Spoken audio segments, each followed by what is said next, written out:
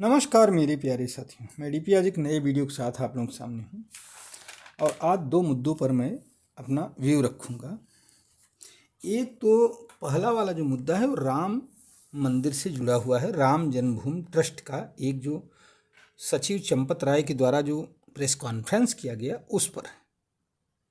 और ये पहली वाली रिपोर्ट उन लोगों के मुंह पर तगड़ा तमाचा है जो ये कहते थे कि वहाँ राम मंदिर बनाकर क्या होगा।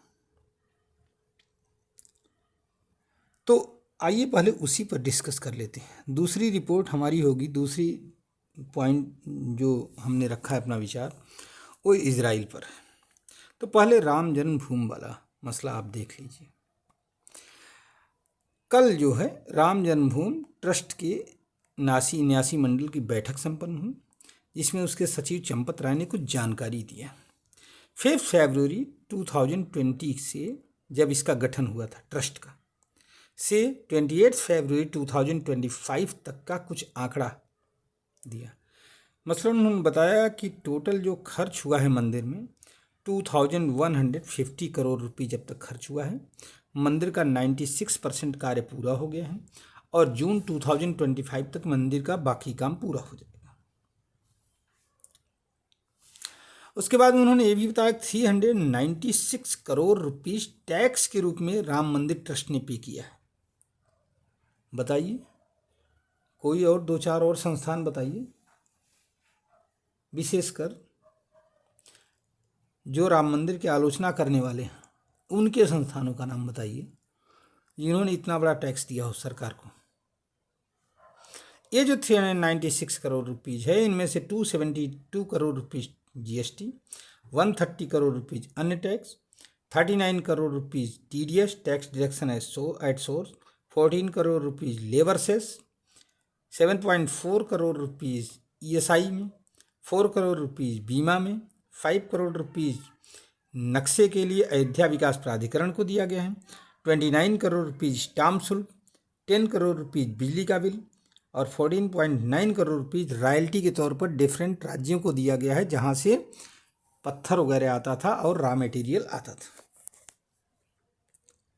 ये सब काम राम मंदिर जन्मभूमि जब राम मंदिर का निर्माण हुआ तब से शुरू हुआ है। ये सब पेमेंट अल्टीमेटली ये कहीं न कहीं जनता के फायदे की ही तो बात है। इतने बड़े स्रोत को क्या आज तक हमारे और किसी और सरकारों ने सोचा कि इतना बड़ा स्रोत हमें मिल सकता है? नहीं सोचा। ये है राम मंदिर की ताकत। अब इस पर अभी भी अगर किसी को शक है तो भाई उसके तो भगवान ही मालिक है। अब आइए दूसरी खबर पर हम लोग आते हैं कि जो इजराइल में ने अभी कल 17-18 की रात को गाजा में सबसे मेजर अटैक, लेबनान और सीरिया में भी थोड़ा बहुत अटैक किया है और इस पूरे अटैक में 200 से 400 लोग 200 to 400 लोगों की डेथ हुई है।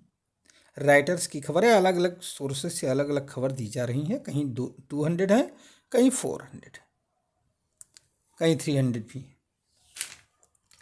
मरने वालों में सबसे बड़ी बात तो है कि महिलाएं और बच्चे भी हैं, ये भी ध्यान रखिएगा। इसमें जो सीनियर हमास सिक्योरिटी ऑफिशियल है महमूद अबू वातफा करके है, वातफा, इसकी मृत्यु हो गई है। ये सब सीजफायर डील के बावजूद हुआ है। इजराइल का ये कहना है कि हमास सीजफायर का उल्लंघन कर रहा है और हमास का कहना है कि इजराइल सीजफायर का उल्लंघन कर रहा है। दरअसल सीजफायर का उल्लंघन तो हुआ या नहीं हुआ, लेकिन असल में जब पहला चरण कंप्लीट हो चुका है जिसमें करीब 3 दर्जन होस्टेज को जो बंधक बनाए गए थे उनको छोड़ा गया था, बदले में 2000 फिलिस्तीनियों को रिहा किया गया। अब दोबारा जब हुआ था तो इजराइल का ये कहना है कि 60 बंधक हमारे एक साथ छोड़ दिए जाएं, सारा मामला ख़त्म हो जाए। लेकिन हमास कह रहा है नहीं, ऐसे हम नहीं छोड़ेंगे, वो नहीं मानने को तैयार। तो कुल मिलाकर के पूरे ये जो सीज फायर था इस पर ग्रहण लग गया है। अब आइए इसमें सबसे इधर ट्रंप का भी बयान आप लोगों ने देख लिया होगा कि all hell will break loose if Gaza hostages not return. US ने अपने 3 एयरक्राफ्ट कैरियर्स को ईरान की तरफ बढ़ा दिया है कि अगर ईरान थोड़ा बहुत ही हरकत करने की कोशिश करेगा तो नेस्तनाबूद कर दिया जाएगा। अब यहाँ जो सबसे बड़ी बात है वो ये है कि इजराइल की इतनी भयंकर टेक्नोलॉजी, इतनी ज़्यादा, इतनी ज़बरदस्त टेक्नोलॉजी जो दूसरे देशों में जाकर के सटीक निशाने पर वार कर देता है अपने दुश्मन पर, वो ये जान क्यों नहीं पा रहा है कि ये होस्टेज जो रेड क्रॉस की गाड़ियों से आते हैं वो किस जगह से, किस सुरंग से आ रहे हैं, ये जान क्यों नहीं पा रहा है भाई। पहला पॉइंट। दूसरा पॉइंट, मैंने पिछले वीडियो में भी चर्चा किया था इस बात का और आज फिर चर्चा करूंगा कि जनरल सी बात है कि ये जो बंधक निकल रहे हैं, जितने भी छोड़े गए हैं वो भी, और जो लड़ाके हैं हमास के वो भी कितने फ्रेश नजर आ रहे हैं। अगर इनको इतना कष्ट था, ये सुरंगों में थे, तो 7-7, 8-8 महीने अगर सुरंग में जो रहेगा, सूरज की रोशनी नहीं मिलेगी, तो उसके स्किन की क्या हालत होगी, उसके शरीर की क्या हालत होगी, हड्डियों की क्या हालत होगी, विटामिन डी की कमी हो जाएगी, उसमें बहुत सारे रोगों का घर बन जाएगा शरीर। लेकिन ये किसी के समझ में पता नहीं क्यों नहीं आ रहा है, या लोग कहना नहीं चाह रहे हैं। वो इजराइल उस स्थान को पता क्यों नहीं लगा पा रहा है जहां बंधक हैं रखे हुए। इतना गोपनीय है, वो भी गाजा के अंदर, जिसका एक एक चप्पा चप्पा उसने सैनिटाइज कर दिया हो, और वहां घुस घुस करके एक एक घरों की तलाशी लिया है उसने, इजराइल ने। तो एक तो ये बात है, ये समझ से परे है, समझ रहे हैं। इजराइल इस मसले को स्वयं जिंदा रखना चाहता है, हमास को जिंदा रखना चाहता है दहशत के रूप में। क्यों? जब तक ये जीवित है ना, तब तक इजराइल इनके पीछे चाहे जितना नेस्त नाबूद करे गाजा को, कोई बोलने वाला नहीं है, कोई बोलने वाला ही नहीं है। भाइयों, जो नकाब ओढ़ लिया है या जो अच्छा खासा जो आवरण डाला है, वो है कि हम हमास के खिलाफ कार्रवाई कर रहे हैं और मर रहे हैं उसमें आम फिलिस्तीनी। अगर हमास न इंटर किया होता यहाँ पर, तो इजराइल बाध्य था द्विराष्ट्र के सिद्धांत को मानने के लिए, अर्थात 2 स्टेट वहाँ इजराइल और फिलिस्तीन दोनों एग्जिस्ट करते। लेकिन अब उसके बंधक संकट की हमास की आड़ में न तो सीज फायर कर रहा है, मान रहा है, जब चाह रहा है तब बम गिरा दे रहा है। 7 अक्टूबर 2023 से अब तक 48,000 लोगों की डेथ हुई है फिलिस्तीनियों, जिसमें से ये ध्यान रखिएगा, ये तो ऑफिशियल रिपोर्ट है 48,000, अनऑफिशियल तो 70 to 80,000 के आसपास जा रहा है, जस्ट डबल के आसपास।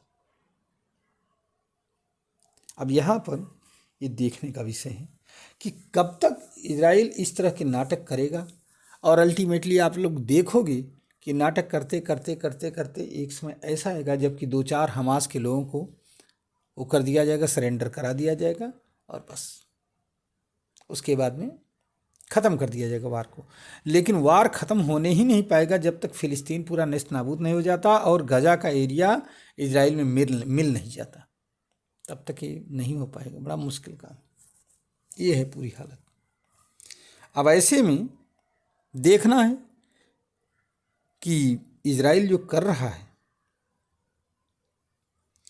वो डिस्क्लोज कब करता है, और पूरा बाहरी जगत जो है, जो भी है लोग, जो दर्शक दीर्घा में खड़े होकर के देख रहे हैं सिर्फ इस युद्ध को,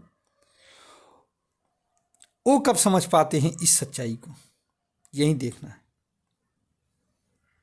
चलिए, मैं अपना वीडियो यहीं पर समाप्त करता हूँ। उम्मीद है कि आप इसको एंजॉय करेंगे, इस वीडियो को, और अगर ऐसा होता है तो आप हमारे चैनल को सब्सक्राइब करिए, वीडियो को लाइक करिए और शेयर करिए। धन्यवाद, नमस्कार, जय हिंद, जय भारत, वंदे मातरम।